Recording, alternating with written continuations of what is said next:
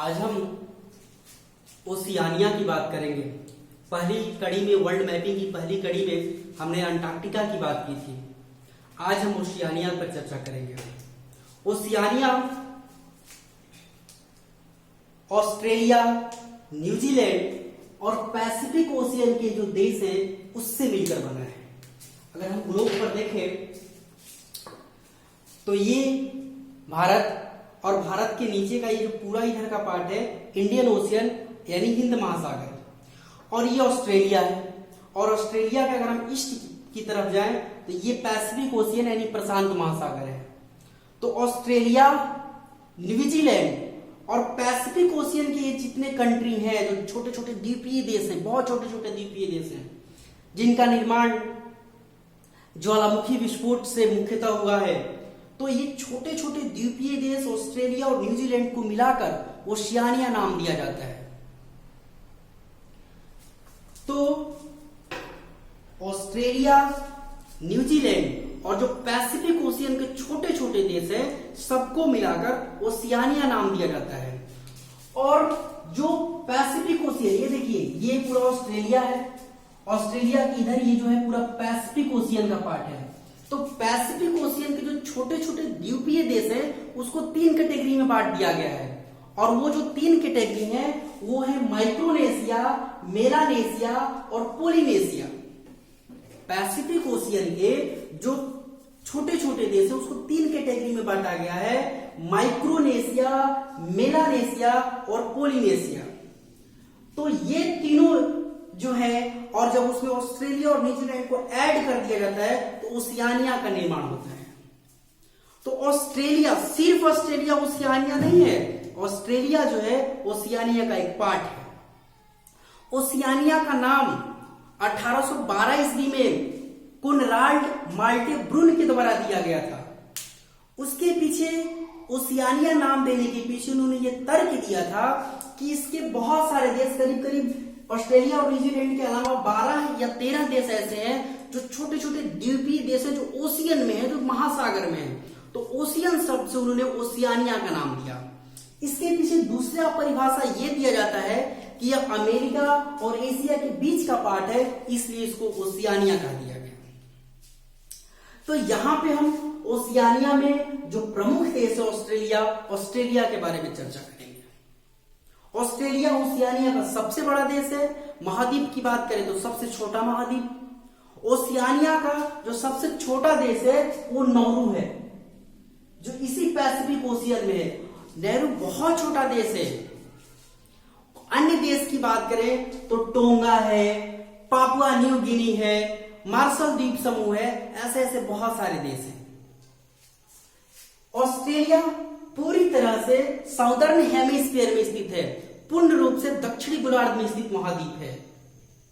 इसकी खोज 1770 ईस्वी में जेम्स नामक एक अंग्रेज ने किया था। तो आइए हम ऑस्ट्रेलिया के प्राकृतिक और राजनीतिक वातावरण को देखते हैं। तो ऑस्ट्रेलिया को देखिए, ऑस्ट्रेलिया का ये जो मुख्य भूमि है इसमें Queensland, New South Wales, Victoria, उत्तरी ऑस्ट्रेलिया, दक्षिणी ऑस्ट्रेलिया और पश्चिमी ऑस्ट्रेलिया प्रांत के रूप में सबको डिवाइड कर दिया गया है। और मुख्य भूमि के अलावा ऑस्ट्रेलिया का एक पार्ट है, यहाँ पर जो द्वीप है जो है तस्मानिया, जो कि ऑस्ट्रेलिया की मुख्य भूमि से अलग है। ऑस्ट्रेलिया और तस्मानिया के बीच में एक जल संधि है।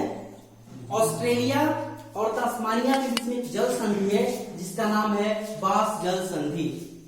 अगर हम ऑस्ट्रेलिया के ऊपरी पार्ट को देखें तो ऑस्ट्रेलिया के ऊपर में पापुआ न्यू गिनी जो कंट्री है, वो भी जो द्वीपीय देश है, तो पापुआ न्यू गिनी और ऑस्ट्रेलिया के बीच में यहां पे जो जल संधि है वो टॉरस जल संधि है। इसके जस्ट बगल में कारपेंट्रिया की खाड़ी है और ऊपर में अराफुरा सागर है। ये ऑस्ट्रेलिया का पूर्वी भाग है और ये ऑस्ट्रेलिया का पश्चिमी भाग है। पहले हम पूर्वी भाग की बात करते हैं। ये जो ऑस्ट्रेलिया का पूर्वी भाग है उसके ऊपरी छोर पे ग्रेट बैरियर रीफ है, बृहद प्रवाल भित्ति है। ये प्रवाल भित्ति में जो प्रवाल होते हैं, जीव होते हैं, जिनके मरने के बाद उनके अस्थियों के निर्माण से इस ग्रेट बैरियर रीफ का निर्माण हुआ है। ग्रेट बैरियर रीफ, ऑस्ट्रेलिया का ग्रेट बैरियर रीफ दुनिया का सबसे बड़ा बैरियर रीफ है और इसी बैरियर और कोरल के कारण यहां का जो सागर है इसका नाम कोरल सागर पड़ा है। ठीक। उसके बाद इसका जो पूर्वी तट है वो ग्रेट डिवाइडिंग रेंज से ढका हुआ है। पूरा ऑस्ट्रेलिया उत्तर से दक्षिण इस पूर्वी तट पे ग्रेट डिवाइडिंग रेंज है। ग्रेट डिवाइडिंग रेंज दुनिया की चौथी सबसे लंबी पर्वत श्रृंखला है। अगर पहले 3 लंबी पर्वत श्रृंखला की बात करें तो एंडीज पर्वत श्रृंखला, उसके बाद रॉकीज पर्वत श्रृंखला, एंडीज पर्वत श्रृंखला साउथ अमेरिका में है, रॉकीज पर्वत श्रृंखला उत्तरी अमेरिका में है और उसके बाद अपना हिमालय पर्वत श्रृंखला जो है वो तीसरे स्थान पे है और उसके बाद ये ग्रेट डिवाइडिंग रेंज। इस ग्रेट डिवाइडिंग रेंज को यहां पे अलग अलग प्रांत में अलग अलग नामों से जाना जाता है। यहां पे जो न्यू साउथ वेल्स उसका क्षेत्र है, न्यू साउथ वेल्स में ग्रेट डिवाइडिंग रेंज को न्यू इंग्लैंड रेंज के नाम से जाना जाता है। वहीं विक्टोरिया में इसको ऑस्ट्रेलियन आल्प्स के नाम से जाना जाता है। ग्रेट डिवाइडिंग रेंज पर ही ऑस्ट्रेलिया की जो हाईएस्ट पीक है वो माउंट काइसिस्को स्थित है, जिसकी हाइट करीब करीब 2200 मीटर के आसपास है। ये उतना ऊंचा नहीं है जितना हमारा एवरेस्ट में हिमालय है, करीब करीब 8500 मीटर।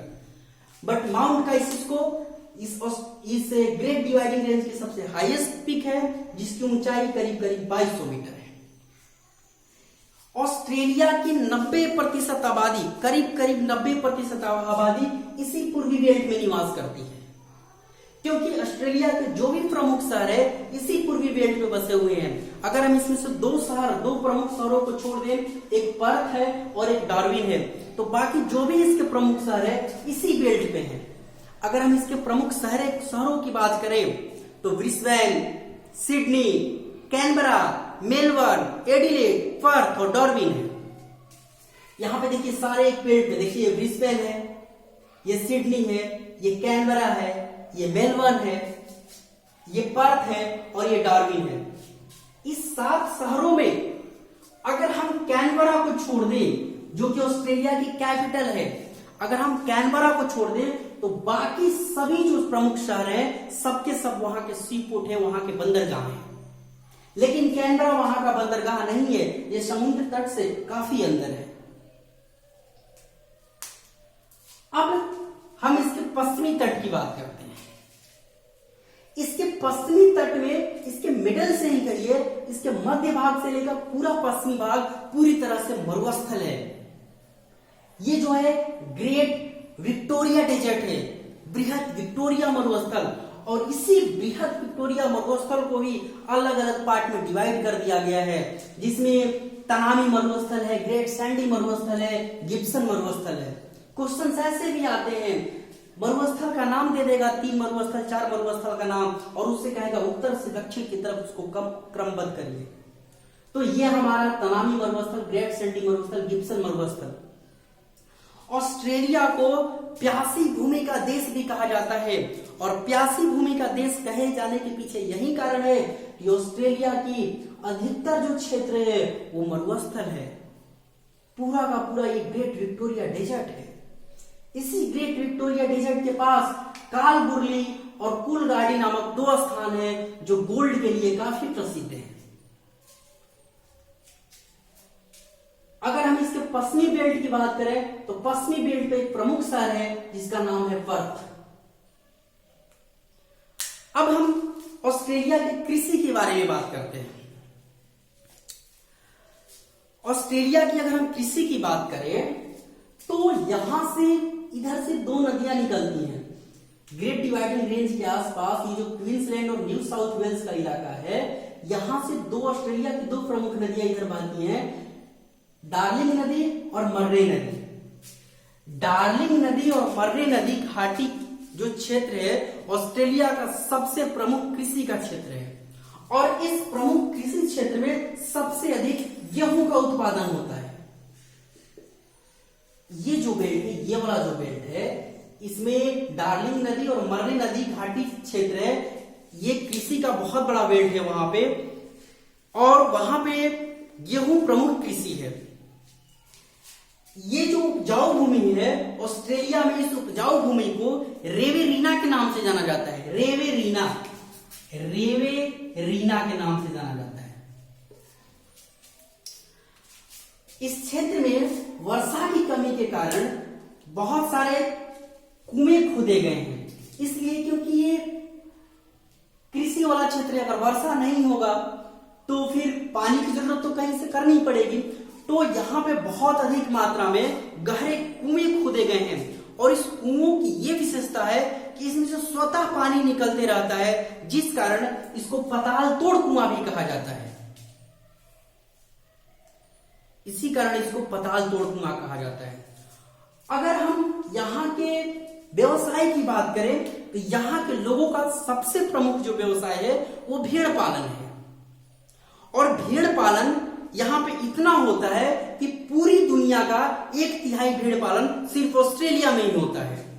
और सबसे खास बात यह है कि ऑस्ट्रेलिया में जो भेड़ की नस्ल है वो मेरिनो भेड़ की नस्ल पाई जाती है।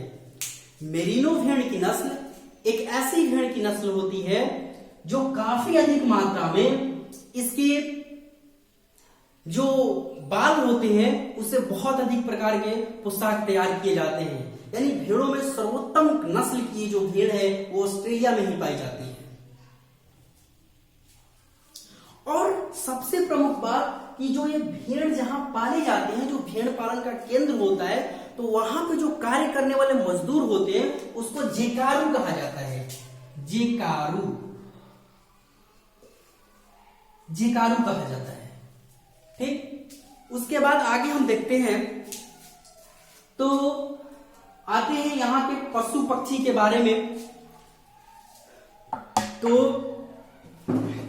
अगर हम जंतुओं की बात करें तो यहाँ पे वहां का जो राष्ट्रीय पशु है वो कंगारू है। एक चीज मैं आपको बता दूं कि यहाँ पे जो डार्लिंग नदी था और मर्रे नदी था, ये दोनों आकर स्पेंसर की खाड़ी में गिर रहा है। तो स्पेंसर की खाड़ी के पास एक द्वीप है जिसका नाम है कंगारू द्वीप, और कंगारू जो द्वीप है, कंगारू द्वीप पे एक कंगारुओं का नेशनल पार्क भी है।